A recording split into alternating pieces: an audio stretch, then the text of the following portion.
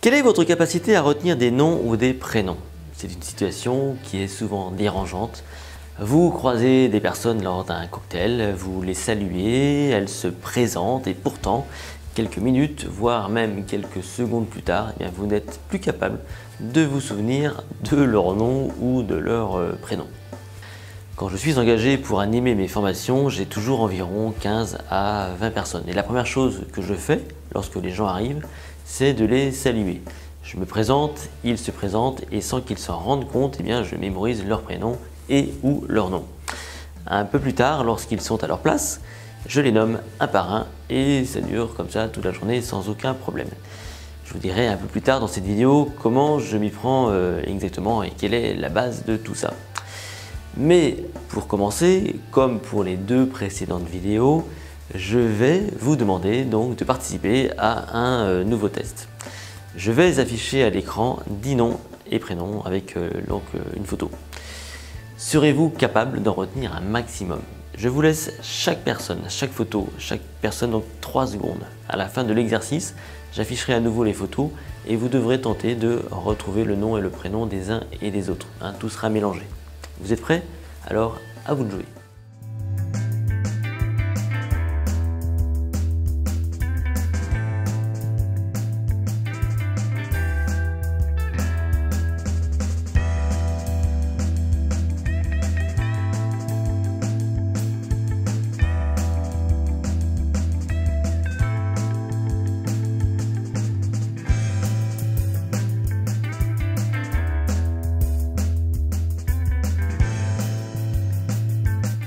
C'est bon pour vous? J'imagine que pour de nombreuses personnes, ça peut être très difficile. Et voici donc les 10 personnes que vous avez pu rencontrer.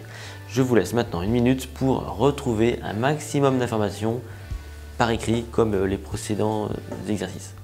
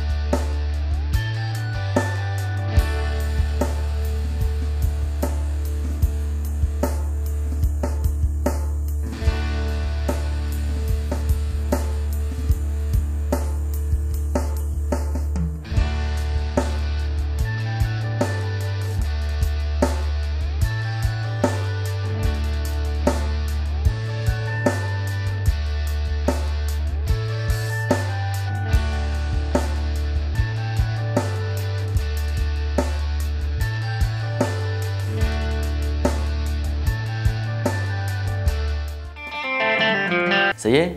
C'est difficile sans doute? Voici maintenant les 10 réponses. Vérifiez ce que vous avez retenu et identifiez donc les personnes que vous avez retrouvées. Il y a certainement une raison. Je vous en parle dans quelques instants. Le temps pour vous de vous donner une note sur 10. Allez-y.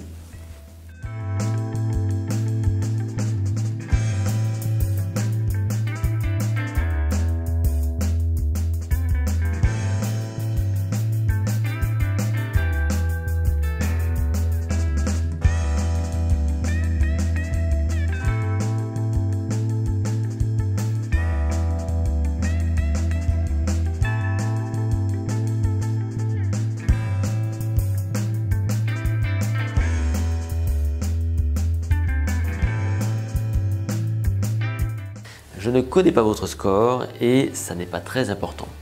La plupart du temps, quand on retient un nom de famille ou un prénom, c'est que ça nous parle, consciemment ou même parfois même inconsciemment. Donc on crée sans doute des liens entre le nom qu'on nous donne et celui qu'on connaît. Par exemple, une personne qui s'appellerait Monsieur ou Madame Boulanger se retient facilement car on pense tout de suite au métier de boulanger. Une personne qui s'appellerait par contre pareil Depardieu, eh bien ça nous interpellerait et nous ferait immédiatement penser donc au comédien, à l'acteur. Pour mémoriser efficacement une information sur du moyen ou long terme, vous devez commencer par créer des liens, faire des associations d'idées. Par exemple, quand je m'amuse à mémoriser des noms ou des prénoms, j'utilise toujours la même stratégie. Je me demande toujours à qui me fait penser telle ou telle personne. En procédant de la sorte, je m'oblige à traiter en profondeur l'information en fouillant dans ma mémoire à long terme, en comparant. Je cherche des indices qui me permettent de mieux récupérer l'information un peu plus tard. Souvent, on compare la mémoire à un ordinateur. En fait, c'est l'inverse. C'est bien l'ordinateur qui est calqué sur la mémoire. Dans un ordinateur, vous avez un processeur qui pourrait correspondre à votre cerveau. Vous avez de la mémoire vive qui permet à votre ordinateur d'être multitâche. Cette mémoire vive, eh bien, elle correspondrait à votre mémoire de travail. Et puis, vous avez le disque dur qui correspondrait à votre mémoire à long terme où vous stockez vos informations sur du long terme. Donc, comparer la mémoire et l'ordinateur, c'est pas mal, c'est une bonne chose, mais la meilleure analogie est celle-ci, c'est celle d'un arbre. Alors imaginez maintenant cet arbre, c'est un cerisier. À votre avis, qu'est-ce qu'il faudrait rajouter à ce cerisier pour qu'il me donne encore plus de cerises? Alors peut-être avez-vous deviné, il faudrait des branches en plus. En rajoutant des branches, j'aurai potentiellement plus de cerises. Eh bien votre cerveau fonctionne de la même façon. Plus vous créez de branches et plus vous êtes performant. Votre cerveau est constitué de 100 milliards de neurones.